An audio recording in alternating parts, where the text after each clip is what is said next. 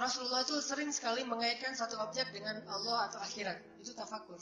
Contoh, jadi dalam satu perjalanan, kalau nggak salah ini perjalanan perang Tabuk, Nabi berhenti di sebuah rest area, di oasis. Kan perjalanannya tuh panjang, harus berhenti di beberapa spot. Suatu malam, Nabi dengan pasukannya kaum muslimin berhenti di sebuah oasis. Dengan takdir Allah, kebenaran waktu itu malam bulan purnama. Dan mungkin purnama yang paling sempurna. Kayak mungkin di kita tuh ada fenomena bulan yang paling dekat jaraknya dengan bumi, sehingga bulan terlihat lebih besar. Waktu itu mungkin kayak gitu. Lagi bulan purnama, sempurna banget. Dan tidak ada awan, cerah sekali. Satu helai awan pun gak ada.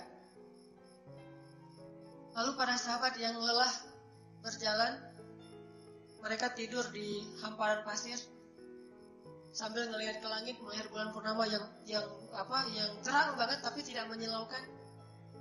Hening pada ngelihat langit gitu, sambil istirahat gitu. Jadi hiburan mereka itu ngelihatlah langit. Kalau hiburan saya tuh ngelihat istri. Maaf ya, bagi yang belum punya. Hiburan saya itu menatap wajah istri. Wajah istri saya seperti rembulan, tapi jangan dari jarak dekat. Kalau dari jarak dekat kan rembulan mah nggak mulus ya. Dari jarak jauh gitu. Atau menatap wajah anak. Menatap wajah anak itu hiburan. Orang kalau udah nikah tuh ya nggak susah nyari hiburan. Yang susah nyari hiburan tuh kalau masih jomblo. Susah banget nyari hiburan. Ini nggak bisa, itu nggak bisa. Udah dengar sekian album, tetap aja galau. Udah jalan sini jalan sana, minum segala macam minuman, mulai dari soda, kemudian sampai bahkan ada yang ke beer house, tetap aja galau. Tapi kalau udah nikah, tinggal lihat wajah pasangan, udah hiburan. Belum lagi senyumnya, belum lagi nanti dan seterusnya. Itu ya, itu mah intermezzo doang.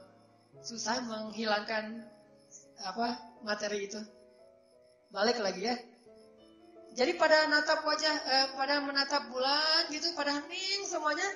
Tiba-tiba Nabi mengatakan, tahukah kalian nanti penduduk surga itu akan menatap wajah Allah seperti saat ini kalian menatap bulan.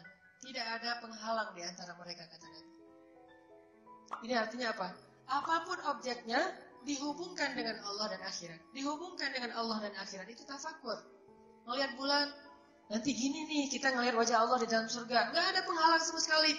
Bening gitu. Teduh. Terangnya tapi tidak menyilaukan.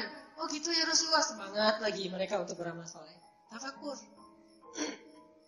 Nanti tafakur Nabi yang lain misalnya. Nabi lagi jalan.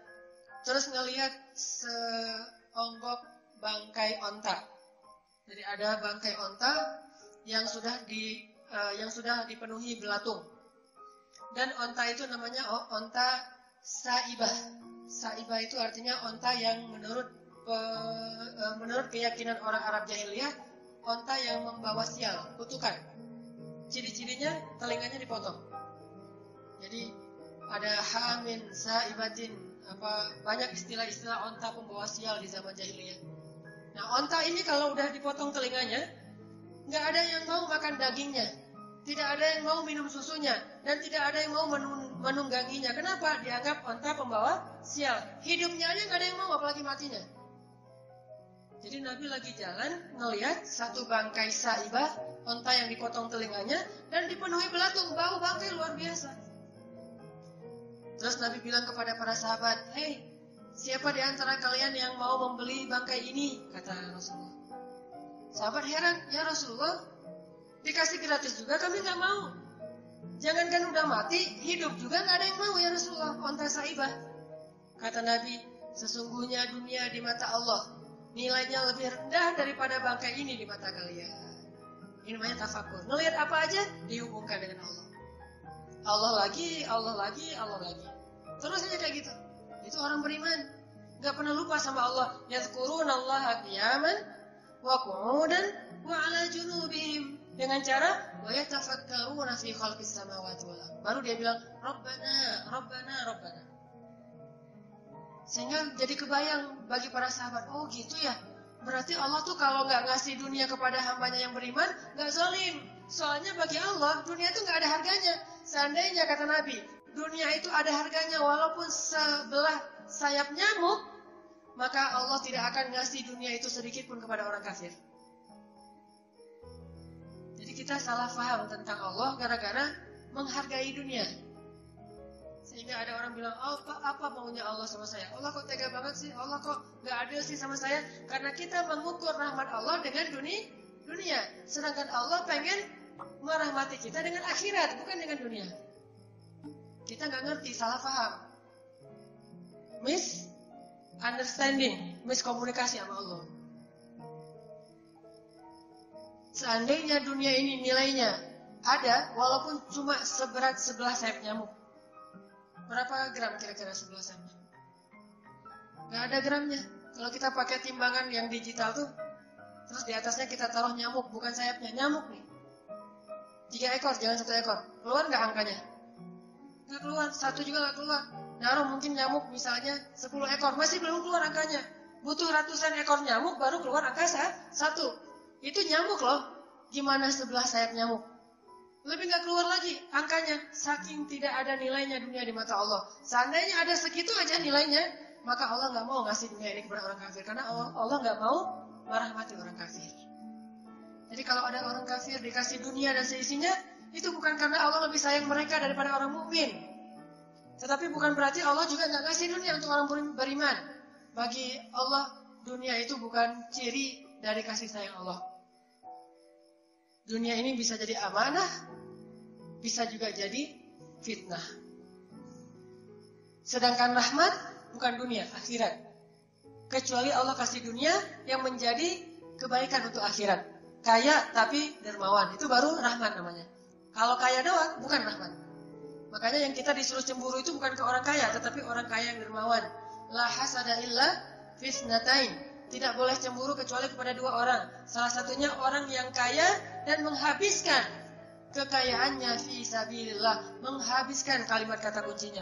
Kekayaannya fi sabilillah. Jadi yang kita cemburu itu bukan kekayaan, tetapi habisnya kekayaan itu di jalan Allah. Jadi dunia itu baru jadi rahmat kalau dunia itu membawa orang kepada akhirat. Baru jadi rahmat. Kalau semata-mata dunia saja, itu bukan rahmat di mata Allah. Jadi jangan salah paham. Kok saya setelah hijrah malah susah hidup saya. Jangan salah paham. Kalau setelah kita hijrah, setelah kita bertaubat, setelah kita memperbaiki diri, dunia kita malah jadi susah. Bukan berarti Allah mencabut rahmatnya, tetapi Allah ingin mungkin melindungi kita dari fitnah-fitnah dunia. Karena Allah sayang sama kita, gak dikasih dunia. Kalau dikasih hanya untuk mencukupi kebutuhan kita, yang gak membuat kita sampai lupa diri. Karena banyak orang makin dikasih dunia makin sombong. Makin dikasih dunia, makin jauh dari Allah. Makin dikasih dunia, makin jarang sholatnya. Dan kita ngerasain sendiri kalau lagi banyak masalah, sholat khusyuk, nangis-nangisnya. Tahajud panjang, jam 1 malam udah bangun tahajud sampai subuh. Begitu dikasih solusi, subuh juga kadang kelewat. Makanya Allah gak mau kita celaka gara-gara dunia. Kasih aja masalah terus. Jadi kalau kita pengen Allah gak kasih masalah, istiqomah, dikasih dunia tetap beribadah, nggak dikasih dunia juga beribadah, sehingga Allah nggak khawatir kasih dunia untuk kita. Ini hambaku siap nggak ya dikasih harta? Ini hambaku siap nggak ya dikasih pasangan? Jangan-jangan ntar dia kalau udah dikasih pasangan lupa sama gua. Akhirnya udah deh jomblo aja lo, biar semakin dekat sama Allah gitu bisa.